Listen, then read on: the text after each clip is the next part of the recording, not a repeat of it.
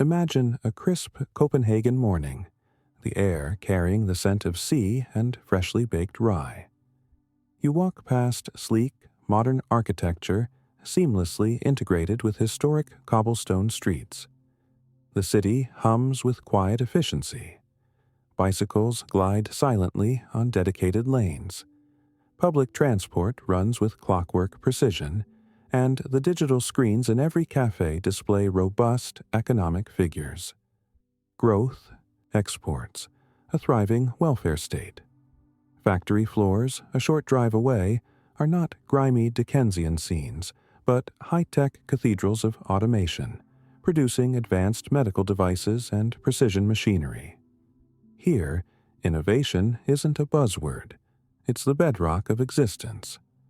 For decades, Denmark has projected an image of enviable stability, a nation that meticulously built its prosperity brick by high-value brick, a testament to foresight and collective investment.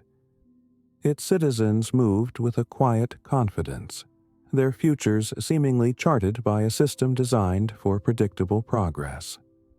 This wasn't merely good fortune, it was the perceived outcome of doing everything right. But what if that stability, so carefully constructed, rested on a foundation far narrower than anyone dared to admit? This is not fiction. It's consequence. Before we delve deeper, tell us in the comments, where are you watching this from? Your perspective is part of this global story.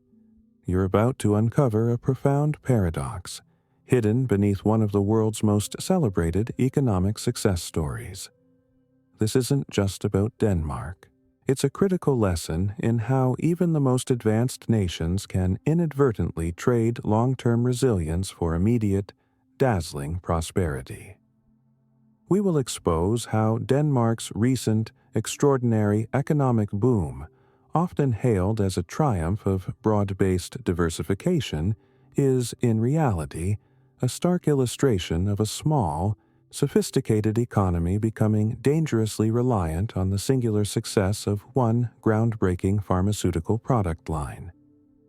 Few dare to articulate this vulnerability precisely because it emerges from a place of overwhelming triumph, making the critical questions too uncomfortable to ask. Yet, understanding this shift is crucial, for it reveals the new risks lurking beneath the surface of hyper-specialized global economies. For generations, Denmark meticulously crafted its reputation as a beacon of stable, diversified prosperity within Europe. Its national strategy was a masterclass in economic foresight. Cultivate high-value manufacturing, push the boundaries of advanced engineering, and nurture a world-leading life sciences sector. This wasn't accidental. It was the result of deliberate, sustained public and private investment. The system functioned like a well-oiled machine, funded by robust tax revenues that fueled a comprehensive welfare state, promising social security and upward mobility for all. The implied contract was clear. Contribute your skills, work hard, and the collective wealth would ensure a secure and predictable future. It was a model of balanced innovation, designed to be resilient, even against the harshest global economic storms. If you're seeking to understand the stories nobody explains until the very end, hit that subscribe button now. We dive into the unseen forces shaping our world, often hiding in plain sight. This meticulous investment in education, research, and specialized industries forged a national economic fabric so intricate and diversified within its high-tech niches that it appeared inherently immune to the single-point dependencies that plagued resource-rich nations. You were led to believe Denmark had cracked the code, achieving a sustained social progress that stood as a testament to doing everything right in an increasingly complex global economy. The 2008 financial crisis, for instance, barely rippled its surface. The nation emerged with its core strengths intact, reinforcing the collective illusion of an unshakable foundation. This was a society built on the premise that intelligent design and collective effort could genuinely inoculate a nation against the whims of external shocks, securing a predictable trajectory of growth and well-being for all its citizens. At the heart of this seemingly unassailable system stood people like Erik Larson, our symbolic protagonist. A 48-year-old mid-level engineer, Erik embodies the skilled, dedicated workforce that formed Denmark's backbone. His routine was a testament to the nation's industrial strength, developing precision components for advanced medical devices at a reputable Danish company. His firm, a Tier 2 supplier, was an integral, if less visible, part of the broader life sciences ecosystem. Erik took immense pride in his craft, in the intricate precision of his work, and in the secure, respected place he had carved out for himself within Denmark's advanced manufacturing sector. His career path, from a middle-class background through a Danish technical university, was the very blueprint of the national promise. Erik's expectation for the future was simple, yet profound. Continued stability. He believed deeply in the meritocracy his country championed, where hard work and specialized skills were not just valued, but guaranteed a secure, prosperous future within Denmark's robust social model. He saw his savings grow, his children's education assured, and his retirement years as a certainty, all products of a system that rewarded diligence and innovation. This belief wasn't naive. It was the lived reality for generations of Danes, a deeply ingrained cultural certainty. You, the spectator, are invited to see your own aspirations mirrored in Erik's quiet confidence. Yet, even as this world seemed perfectly ordered, its very stability rested on a set of assumptions that, unbeknownst to Erik and many others, were about to face an unprecedented test. The first fracture in this meticulously constructed stability didn't arrive with a crash, but with an unparalleled crescendo of success. It wasn't a failure of policy, but a triumph so overwhelming it began to warp the very foundations it rested upon. For decades, Denmark had deliberately nurtured a powerful life sciences sector, pouring public and private capital into research and development, fostering an environment where innovation could truly flourish. This wasn't an accidental gamble. It was the rational, long-term continuation of a national industrial policy designed to create high-value intellectual property and secure a place at the cutting edge of global medicine. The objective was noble, the strategy sound, the investment consistent.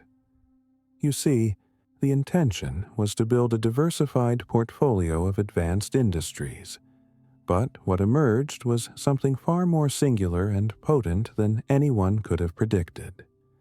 This culmination of strategic foresight blossomed into the global phenomenon of GLP-1 agonists, specifically the drugs Ozempic and Wegovy, meticulously developed by the Danish pharmaceutical giant Novo Nordisk.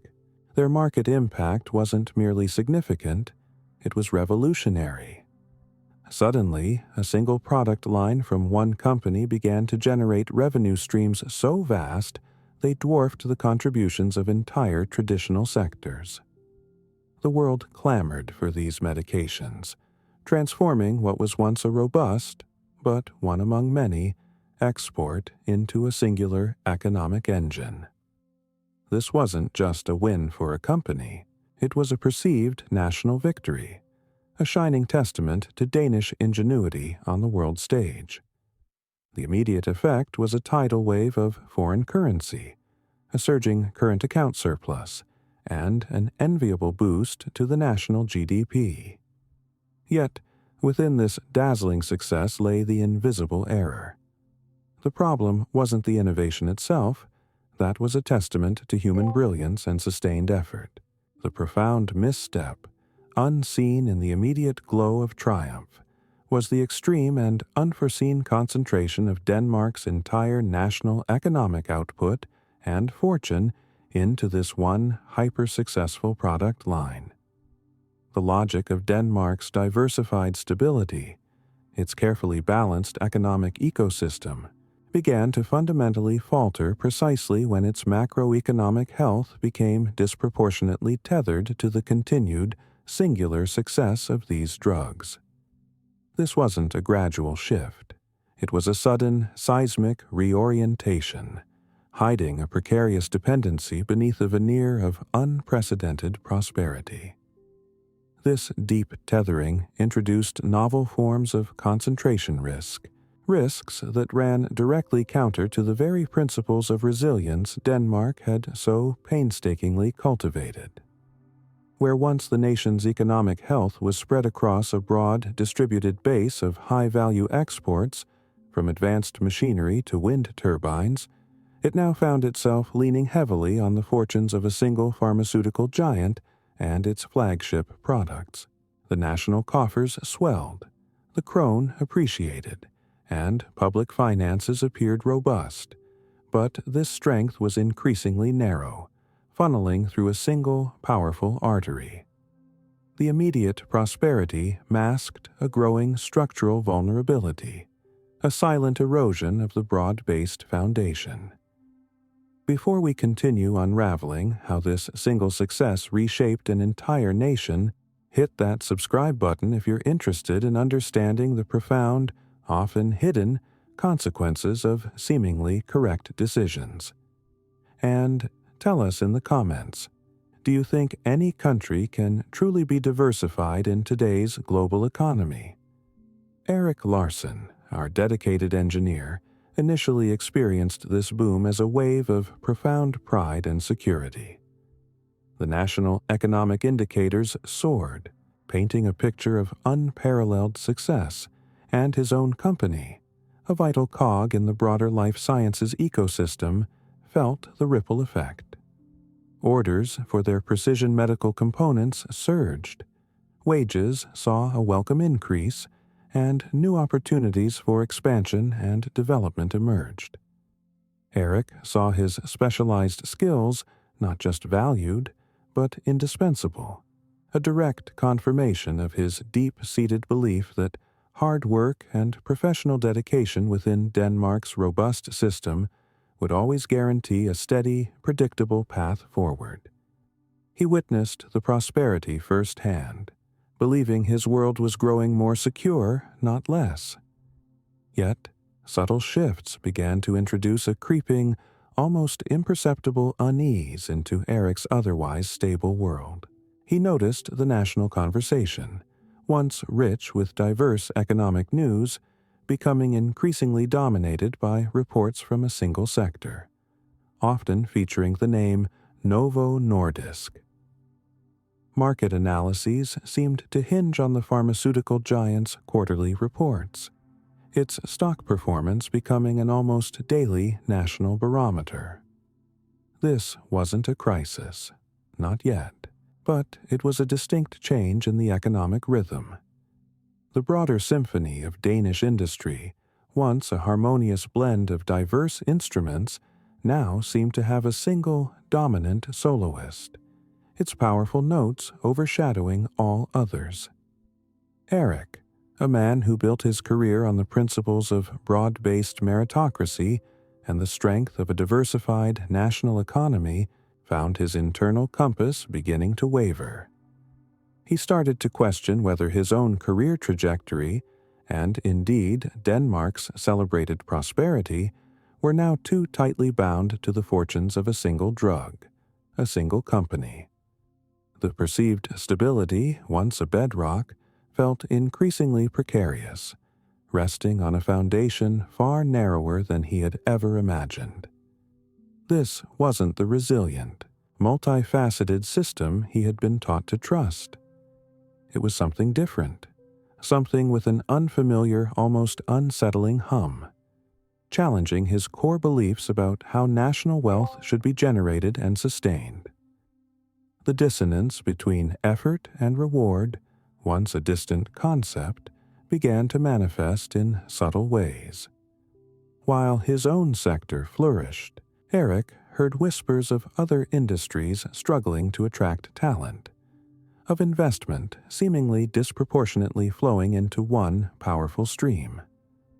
The system, once a guarantor of predictable progress across all skilled professions, no longer seemed to deliver on its implicit promise of equitable opportunity and diffused strength.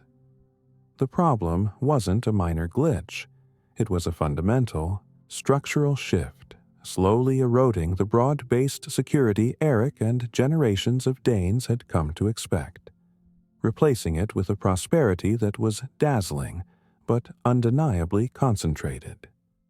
This deep tethering introduced novel forms of concentration risk, running directly counter to the very principles of economic resilience Denmark had painstakingly cultivated over generations.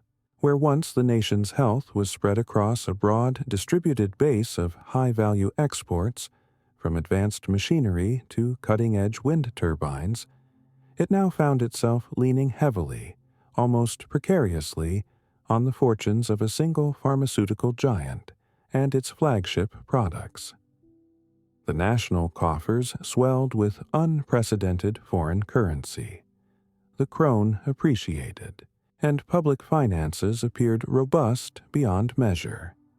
Yet, this strength was increasingly narrow, funneling through a single powerful artery, creating an economic heartbeat that, while strong, was dangerously singular.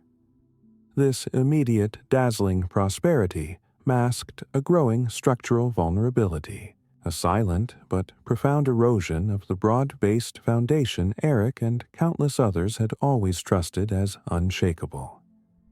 The system was changing, not collapsing, but morphing into something far less predictable, a silent revolution of economic dependency that few dared to name aloud. This economic concentration, born from triumph, began to distort the very fabric of resource allocation. Investment, once diffused across diverse high-tech sectors, now flowed disproportionately towards the pharmaceutical juggernaut and its immediate ecosystem. Talented engineers, scientists, and even marketing professionals, once sought after by a multitude of innovative Danish firms, found themselves gravitating towards the gravitational pull of the pharma giant, drawn by higher wages and the promise of rapid career advancement. This wasn't merely a shift in opportunity. It was the insidious onset of a Dutch disease analog, where the booming success of one sector began to inadvertently starve others of the vital talent and capital they needed to innovate and compete. The broader symphony of Danish industry, once a harmonious blend of diverse instruments, now had a single dominant soloist, its powerful notes overshadowing all others, creating a subtle but profound imbalance. Eric, our dedicated engineer, initially experienced this boom as a wave of profound pride and security. The national economic indicators soared, painting a picture of unparalleled success, and his own company, a vital cog in the broader life sciences ecosystem, felt the ripple effect. Orders for their precision medical components surged, wages saw a welcome increase, and new opportunities for expansion and development emerged. Eric saw his specialized skills not just valued, but indispensable, a direct confirmation of his deep-seated belief that hard work and professional dedication within Denmark's robust system would always guarantee a steady, predictable path forward. He witnessed the prosperity firsthand, believing his world was growing more secure, not less. Yet, a subtle unease began to creep in. This creeping unease stemmed from a dissonance Eric couldn't quite articulate. He observed the national conversation, once rich with diverse economic news, becoming increasingly dominated by reports from a single sector, often featuring the name Novo Nordisk. Market analyses seem to hinge exclusively on the pharmaceutical giant's quarterly reports, its stock performance becoming an almost daily national barometer of economic health. This wasn't a crisis, not yet, but it was a distinct change in the economic rhythm, a narrowing of focus that felt instinctively wrong. The broader symphony of Danish industry, once a harmonious blend of diverse instruments, now seemed to have a single dominant soloist, its powerful notes overshadowing all others, creating an unsettling hum beneath the surface of prosperity. Eric, a man who built his career on the principles of broad-based meritocracy and the strength of a diversified national economy, found his internal compass beginning to waver. He started to question whether his own career trajectory, and indeed Denmark's celebrated prosperity, were now too tightly bound to the fortunes of a single drug, a single company, and the inherent volatility of the global pharmaceutical market. The perceived stability, once a bedrock, felt increasingly precarious, resting on a foundation far narrower than he had ever imagined.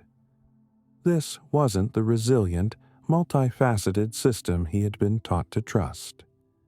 It was something different, something with an unfamiliar, almost unsettling hum, challenging his core beliefs about how national wealth should be generated and sustained. He sensed a profound shift, a silent redefinition of risk. If you're seeking to understand the stories nobody explains until the very end, hit that subscribe button now. We dive into the unseen forces shaping our world, often hiding in plain sight. The antagonists in this unfolding drama were not individuals with malevolent intent, but powerful structural forces shaping global economies. First, the inherent volatility and unforgiving competition of the global pharmaceutical market itself. Blockbuster drugs, no matter how revolutionary, invariably face patent cliffs, relentless new competitors, and rapid shifts in medical understanding or consumer preferences, which can emerge with startling speed. Then there were the international regulatory bodies, the FDA in the United States, the EMA in Europe, whose decisions could, with a single stroke, make or break a drug's market access and profitability. These external points of control over Denmark's economic fate created a profound vulnerability, a single critical dependency that extended far beyond national borders and national influence. Moreover, the over-concentration of economic output itself became an antagonist. A small economy deriving an outsized portion of its GDP, exports, and tax revenues from one company or industry inherently creates a single point of failure. This wasn't just a theoretical risk, it began to manifest in real-world macroeconomic distortions. The Danish central bank, for instance, found itself struggling to manage the krone's unusual and sustained strength against the euro, a direct consequence of the overwhelming influx of foreign currency from pharma export revenues. Repeated interventions were required to maintain its peg, a delicate balancing act that carried the risk of imported inflation, making everyday goods more expensive for the average Dane, including Eric. This complex reality created a growing national debate on wealth distribution, risk management, and the long-term sustainability of Denmark's industrial policy. Eric observed rising prices for groceries and consumer goods, yet simultaneously enjoyed job stability and good wages within his flourishing sector. This personal economic paradox mirrored the nation's own. Unprecedented prosperity on one hand, coupled with subtle but mounting systemic risks and an increasing feeling of precarity on the other. The dissonance between effort and reward, once a distant concept, began to manifest in subtle ways. While his own sector flourished, Eric heard whispers of other industries struggling to attract talent, of investment seemingly disproportionately flowing into one powerful stream, creating an uneven playing field. The point of no return was not a single dramatic political act, but rather the collective national embrace of, and increasing reliance upon, this pharmaceutical boom without implementing robust systemic safeguards or diversification strategies proportionate to the unprecedented scale of the concentration risk. What could have been done differently, you might ask? The immense windfall generated by this success could have been proactively used to aggressively diversify the economy, investing heavily in nascent industries, creating sovereign wealth-style funds to buffer against future shocks, or implementing policies to deliberately rebalance the economy. Instead, the boom was largely allowed to simply flow through existing economic arteries, deepening the concentration and solidifying the nation's newfound dependency. The cost of this opportunity lost was the chance to build a truly resilient, broadly diversified economy, less susceptible to singular external shocks. From this point forward, Denmark's economic narrative became inextricably linked to the global trajectory and inherent vulnerabilities of GLP-1 drugs. The options for independent recalibration became increasingly limited and painful, as the economy had, by then, fundamentally reoriented itself around this single, powerful axis. The future of a nation, once defined by its balanced ingenuity and diverse strengths, now hinged on the continued success of a few revolutionary molecules, a silent wager on the future of global health, and an unforeseen consequence of its own unparalleled triumph. If this trajectory continues unchecked, you must understand the profound, almost irreversible shift awaiting Denmark. The nation risks transforming into a single-product economy, structurally akin to those historically reliant on oil or minerals, yet now dependent on a few revolutionary molecules. This isn't merely a theoretical projection, it's a logical endpoint. Future generations could face severely reduced economic mobility as opportunities outside the dominant sector dwindle, forcing many to specialize in an increasingly narrow field or seek prospects abroad. The once robust, broad-based tax revenues, accustomed to fueling a comprehensive welfare state, will inevitably shrink or become dangerously volatile if the concentrated boom eventually subsides. This creates a real threat of a brain drain, where Denmark's brightest minds, seeing limited diversified opportunities at home, migrate to more balanced economies, taking their innovation and talent with them, further narrowing the nation's future economic prospects. This silent erosion of opportunity becomes a generational burden. Consider Denmark's global standing. Once a paragon of diversified high-tech innovation, a leader in advanced engineering, green energy, and life sciences alike. If this hyper-concentration persists, its role on the world stage will inevitably redefine itself. It will shift from a multifaceted innovator to a nation whose economic health is primarily dictated by the research and development pipelines, market performance, and patent life cycles of one or two global pharmaceutical giants.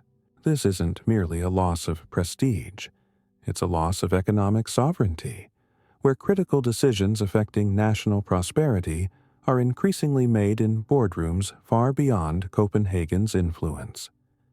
You will see a country once celebrated for its broad industrial prowess become a specialized, albeit incredibly successful, outpost of a global industry. Its fate tied to the fortunes of specific drugs rather than the collective ingenuity of its diverse sectors. This transformation diminishes its strategic leverage and broad-based soft power. The highly regarded Danish social model, a source of national pride and a blueprint for equitable prosperity, now faces an unprecedented strain. This system, built on the premise of broad-based wealth, translating into sustained, equitable growth across all sectors, struggles to adapt to the reality of concentrated prosperity. If the immense wealth generated by a single sector does not effectively translate into diffused opportunities and a stable tax base for all, you will inevitably witness growing social and economic stratification. The gap between those directly benefiting from the pharmaceutical boom and those in other struggling sectors will widen. This isn't just about income. It's about access to opportunities, quality of public services, and the very sense of collective security that defined Danish society. The promise of predictable progress for everyone risks being replaced by a more fragmented future, where individual fortunes are increasingly tied to proximity to the dominant industry. These aren't hypothetical scenarios. The early tremors of this shift are already visible, validating our thesis with undeniable clarity. Official economic statistics consistently show the pharmaceutical sector's disproportionate contribution to Denmark's GDP growth, export figures, and current account surplus, single-handedly lifting national averages. The Danish krone's unusual sustained strength against the euro, requiring repeated central bank interventions, directly reflects this overwhelming influx of foreign currency. Labor market reports highlight talent shortages emerging in other vital sectors, as skilled workers gravitate towards the pharma industry's higher wages. Public discourse increasingly acknowledges the Ozempic effect, sparking national debates about managing concentration risks. These facts are not debatable. They are the tangible evidence of a nation's economic destiny being reshaped, not by accident, but by consequence. Now, if you want to keep understanding how these structural forces are reshaping our world, and to track the ongoing story of Denmark and countless other nations facing similar paradoxes, make sure to hit that subscribe button. We consistently uncover and explain the unseen connections that truly define our economic and social realities. What Denmark's extraordinary journey reveals is a profound, often overlooked truth about the modern global economy. This isn't merely a cautionary tale for a small Scandinavian nation. It's a universal pattern, a new form of resource curse playing out in plain sight. You have witnessed how even the most advanced and seemingly diversified states can inadvertently fall victim to this paradox, not from oil or minerals, but from hyper-successful intellectual property. The very forces that deliver extraordinary economic success can, if unmanaged, become the architects of future fragility, challenging the comfortable notion that any system can truly do everything right without constantly adapting to the unforeseen consequences of its own triumphs. The illusion of unshakable stability, once a national bedrock, has been replaced by the stark reality of concentrated vulnerability. This story underscores a critical lesson for every nation, for every spectator tuning in. While fostering innovation is undeniably crucial for prosperity, unchecked concentration of economic output, regardless of its source, inevitably creates structural vulnerabilities that can profoundly undermine long-term stability and distort national priorities. It's a delicate balance, one that requires constant vigilance and proactive adaptation, not just celebration. The immediate, dazzling glow of success can blind decision-makers to the insidious erosion of resilience happening beneath the surface.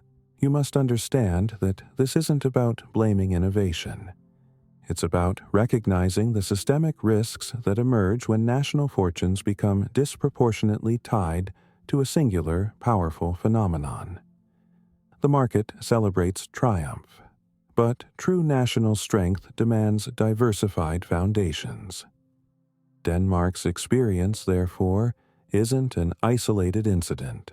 It reveals a universal pattern applicable far beyond its borders, echoing in various forms across the global economic landscape. It illustrates the delicate, intricate balance between fostering groundbreaking innovation, meticulously executing national strategy, and the often unforeseen costs of economic victory in an increasingly specialized and interconnected world. This isn't just about drugs or medical devices. It's about any nation that becomes overly reliant on a single dominant sector, be it technology, finance, or even tourism. The comfort of a perceived golden age can quickly turn into the anxiety of a precarious dependency, demanding that you look beyond the headlines and understand the deeper structural forces at play. Your perception of national prosperity, once simple, must now acknowledge this complexity. The world is a tapestry woven with these intricate dependencies, constantly shifting beneath our feet, and understanding these unseen forces, the silent architects of our collective future, is no longer a luxury but a necessity. Denmark's journey serves as a powerful mirror, reflecting the paradoxes inherent in modern economic success. The very triumphs we celebrate can, without vigilant management, forge unexpected chains of dependency. You now possess a clearer lens through which to view similar narratives unfolding globally, recognizing that true resilience stems not from singular, dazzling peaks, but from a robust, diversified landscape. The story of Denmark's Ozempic paradox isn't over. It has merely entered its next, more complex chapter, a testament to the fact that even the most celebrated victories carry their own unique, profound weight. Its future, like ours, will be defined by how well it, and we, choose to navigate the inevitable consequences of concentrated success.